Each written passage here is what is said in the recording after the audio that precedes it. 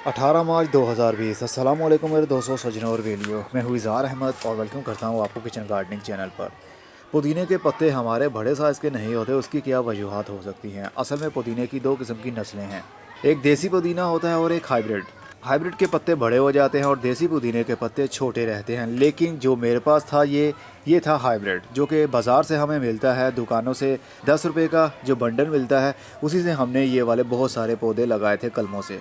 इस वाले गमले को मैंने रख दिया था शेडी एरिया में, जो कि मेरा पॉली हाउस वाला ये ग्रीन हाउस बना हुआ है। यहाँ पर मैंने रख दिया था, यहाँ पर फुल डे की डायरेक्ट धूप नहीं आती है, तो इनकी ग्रोथ तो हुई, लेकिन इनकी जो ब्रांचेस हैं वो काफ़ी लंबी हो गई और इनके पत्तों का साइज़ भी छोटा रह गया। और ये देखिए, इनका जो अंडर नोड एरिया है, ये जो पत्तों के बीच वाली लंबी सी लाइन आपको दिख रही है, ये है अंडर नोड एरिया।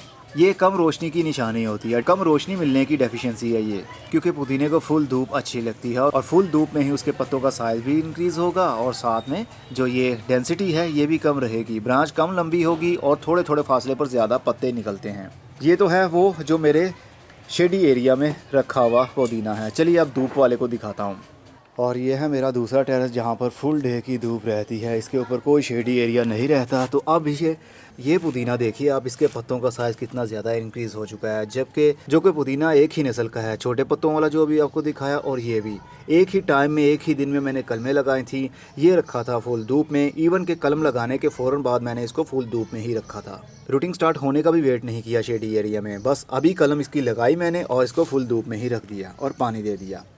तो इसके पत्तों की डेंसिटी आप देखिए, ब्रांच की डेंसिटी आप देखिए, इसका जो अंडर नोड एरिया है वो कितना कम है और पत्ते कितने ज़्यादा आ रहे हैं, और साइड ब्रांचेस भी देखिए कितनी ज़्यादा निकल रही हैं।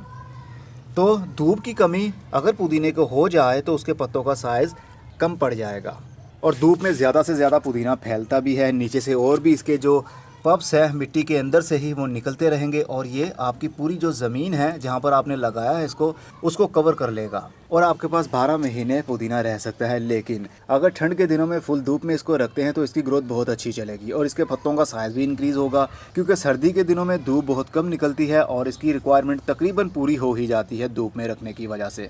और अगर जून और जुलाई की गर्मी में इसको फुल धूप में रखेंगे तो इसके पत्तों का साइज़ छोटा पड़ जाएगा, ज़्यादा हीट होने की वजह से इसके पत्ते भी हल्के हल्के से पीले पड़ने लगेंगे।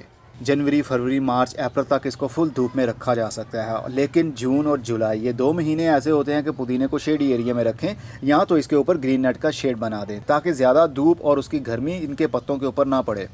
अगर गर्मी पड़ेगी तो इनके पत्तों का साइज़ छोटा पड़ जाएगा। उम्मीद है आपके सवाल का जवाब आपको मिल चुका होगा। अब मैं चलता हूँ, खुदा हाफिज़।